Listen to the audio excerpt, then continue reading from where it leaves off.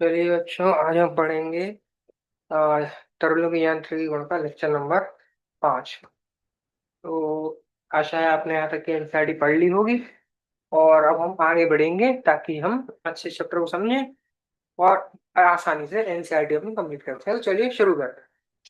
आज हम क्या पढ़ेंगे? आज हम पढ़ेंगे उदाहरण 9.3 और उदाहरण 9.4।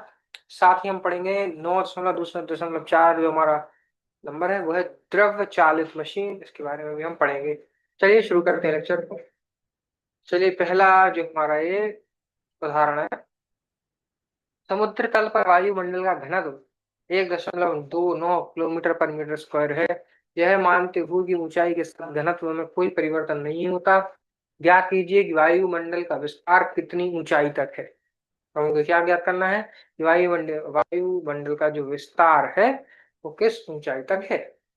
तो देखिए, अब यह समीकरण 9.8 P is equals to rho g h का उपयोग करेंगे। अब हम जो समीकरण हमने पढ़ा था, P यानी प्रेशर, यानी कि दाब, तो हम उसका जो फॉर्मूला था रो जी एच, उसका उपयोग करेंगे। यहाँ P समुद्र तल पर वायुमंडलीय दाब है, दाब है अपना वायुमंडलीय। और हमारा जो रो है वो वायु का घनत्व है, जी गुरुत्वाकर्षण बल है, और एच वह अनुमानित ऊंचाई है। ठीक है, जो हमको निकालनी है।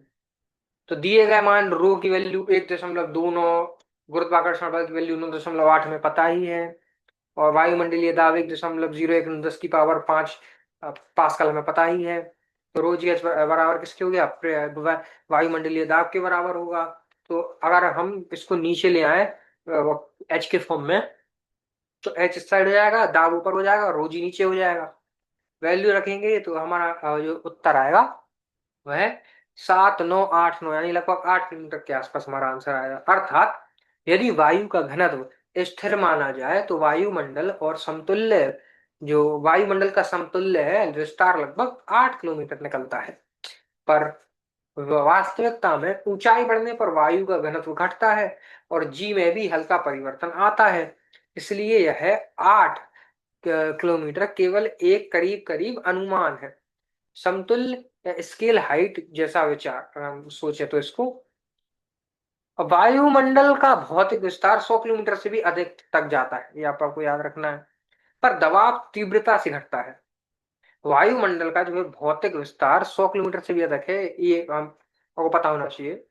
समुद्र तल पर मानक वायु दाब लगभग 760 जो है mmHg रहता है। लगभग 10 mmHg का जो है गिरना बढ़ना मौसम में बदलाव, जैसे तूफान वगैरह का संकेत हो सकता है अगर 10 mm का ऊपर नीचे बदलाव आ जाए तो निष्कर्षतः जो है स्थिर घनत्व मानने पर 8 किलोमीटर का सरल जो अनुमान मिलता है, जबकि वास्तविक वायुमंडल उसमें से उससे कहीं अधिक ऊंचाई तक फैला है।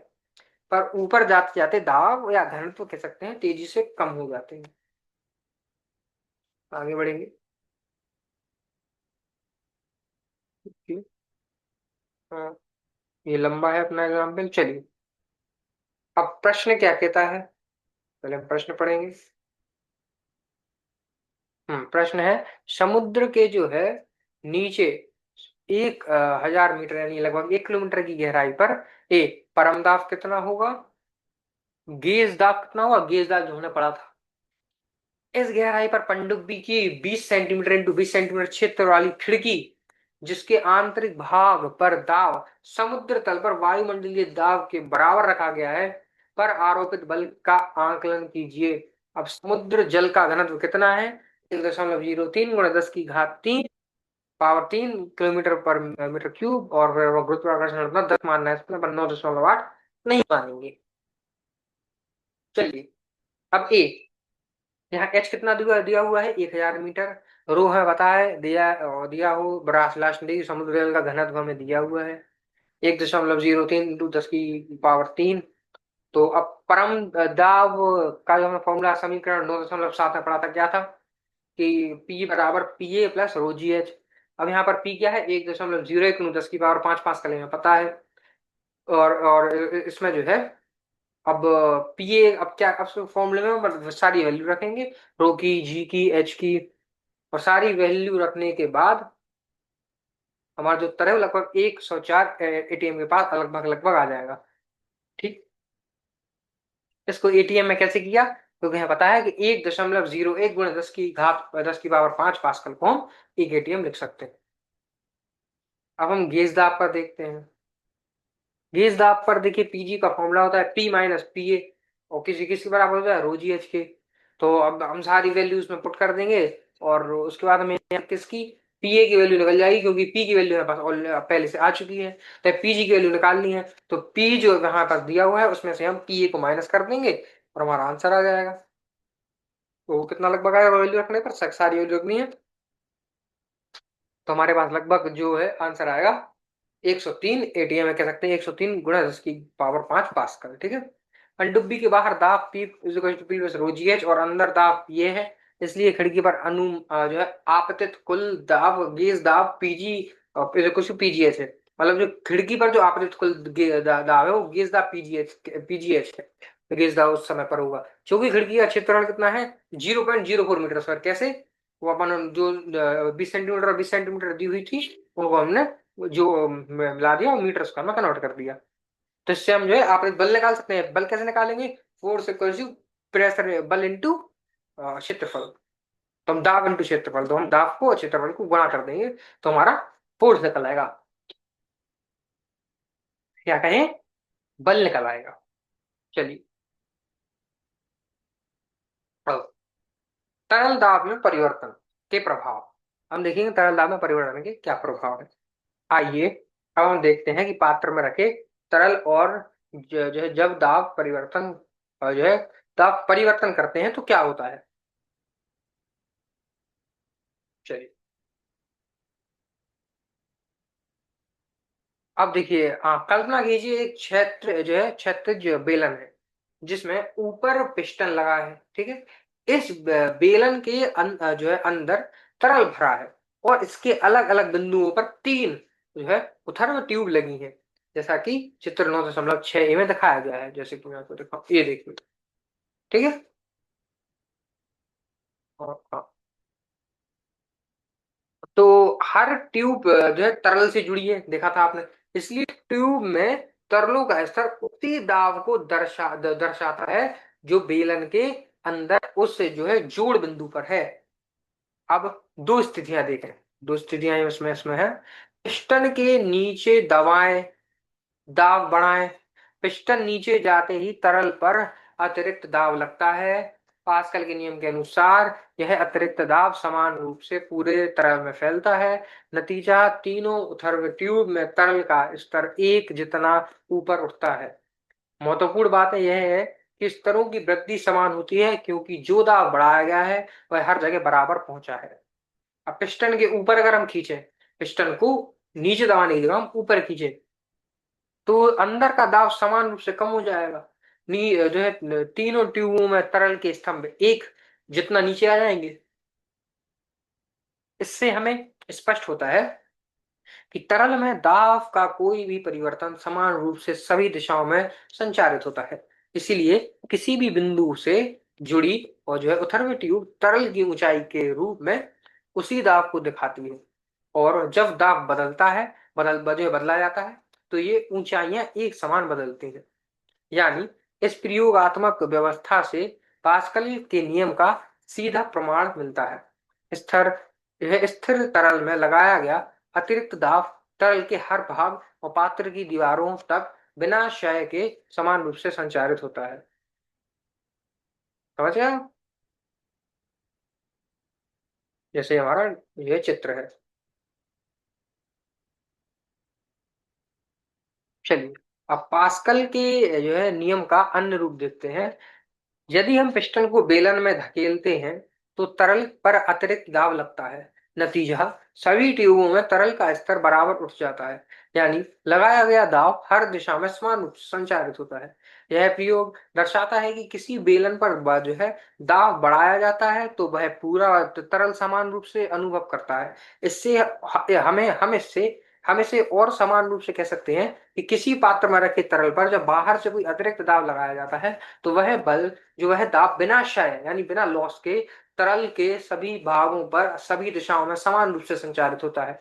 यही पास्कल का नियम अन्य रूप कहलाता है, मतलब पास्कल का अन्य रूप नियम का जो अन्य रूप से अगर हम उसको देखें तो यह दर्शाता है। निष्कर्ष है कि पास्कल का नियम केवल सैद्धांतिक आधार अवधारणा अवधारणा नहीं है, केवल केवल सैद्धांतिक अवधारणा नहीं है, बल्कि हमारे दैनिक जीवन में इसके कई उपयोग हैं।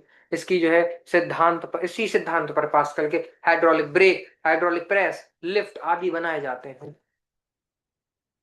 ये वह चित्र है जो मैं आपको भी समझा रहा था। चलिए अब आगे देखते हैं। अब देखिए, अब देखते हैं 9.6 चित्र मैंने आपको समझा ही दिया। अब वो आपको अगर अच्छे समझ में आ गया होगा तो आगे का लेक्चर आपको अच्छे समझ में आएगा। चलिए अब हम देखते हैं कि पास्कल का नियम व्यवहारिक जीवन में कैसे उपयोग किया जाता है।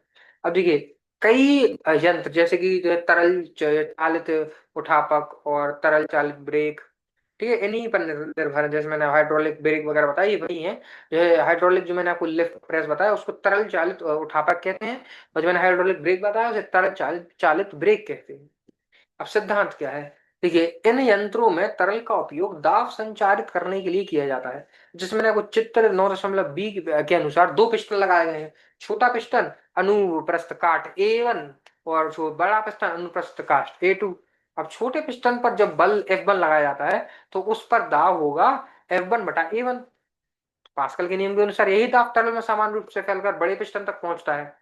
बड़े पिस्टन पर बल, बड़े पिस्टन का क्षेत्रफल A2, तो उससे तो उस पर उत्पन्न बल होगा F2 P इंटू A2। तो P तो बड़ा सेम ही है क्योंकि सबका दाब बराबर है, तो P की जगह F1/A1 लिख देंगे जो हमने पहले निकाला था पहले वाले का। तो वहां पर रखेंगे तो क्या, यानी कि F2 बराबर F1 इंटू A2 बराबर अपन A1 आ जाएगा। तो इससे क्या साबित होता है? अब यांत्रिकी लाभ देखिए, यदि बड़ा क्षेत्रफल A2 छोटे क्षेत्रफल A1 से कई गुना बड़ा है तो बल F1 से ही बड़े बल F2 को उत्पन्न किया जा सकता है, मतलब छोटे बल F1 से ही बड़े बल F2 को उत्पन्न किया जा सकता है। निष्कर्ष यही है कि यही कारण है कि हाइड्रोलिक लिफ्ट से भरी वाहनों, मतलब लिफ्ट से भरी वाहनों को आसानी से ऊपर उठाया जा सकता है। हाइड्रोलिक ब्रेक भी इसी सिद्धांत पर काम करते हैं, जहां ब्रेक पैडल पर हल्का बल लगाकर तरल के माध्यम से ब्रेक शू पर अधिक बल लगाया जा सकता है। तो यह स्पष्ट है कि पास्कल का नियम केवल तरल यांत्रिकी का सिद्धांत नहीं है, बल्कि इंजीनियरिंग और दैनिक जीवन में बेहद उपयोगी और अनुप्रस्थ जो है अनुप्रयोग रखता है। अच्छा, जैसे कि आप इस वाले जो ये इसी एग्जाम्पल की बात कर रहा था 9.6। अब देखिए यहाँ पर देखिए, आप छोटा पिस्टन लगाया हुआ है, यहाँ बहुत बड़ा पिस्टन लगाया हुआ है। क्योंकि F2 पर दाब F1 से लगाया जा सकता है और यहाँ पे दाब बराबर है, तो F1 पे कम बल लगाकर भी हम F2 को उसी हाइट पे उठा सकते हैं, कम बल का कम छोटी वाली पिस्टन से भी। इसी सिद्धांत पर हाइड्रोलिक ब्रेक और हाइड्रोलिक प्रेस भी काम करते हैं, जहाँ पर हल्का सा भी दाब लगाकर हम जो है गाड़ी को रोक सकते हैं या फिर लिफ्ट को उठा सकते हैं। तो आज हमने क्या पढ़ा? आज हमने जो है उदाहरण 9.3, उदाहरण 9.4 और द्रव द्रव चालित मशीन देखी। इसी को जो है द्रव चालित मशीन कहते हैं। और आपको समझ में आ गया होगा कि द्रव चालित मशीन हमारे दैनिक जीवन के लिए कितनी ज्यादा महत्वपूर्ण है। आपने देखा, छोटे पिस्टन से पर बल लगाकर हम बड़े पिस्टन पे भारी चीज को भी उठा सकते हैं। बाकी ये दोनों ही विषय में आप देखिए, बस आपको इतना याद रखना है, इन दो चित्रों में अपना पूरा लेक्चर जो है रिवाइज हो सकता है। कि 9.6 चित्र दर्शाता है कि कैसे हमने नीचे अगर दाव लगाया तो बराबर हाइट से पानी हर जगह उठा, कहीं पर भी ज्यादा या कम नहीं उठा। चाहे छोटा हो पाइप चाहे बड़ा हो, बराबर तरीके से अपना पानी उठा।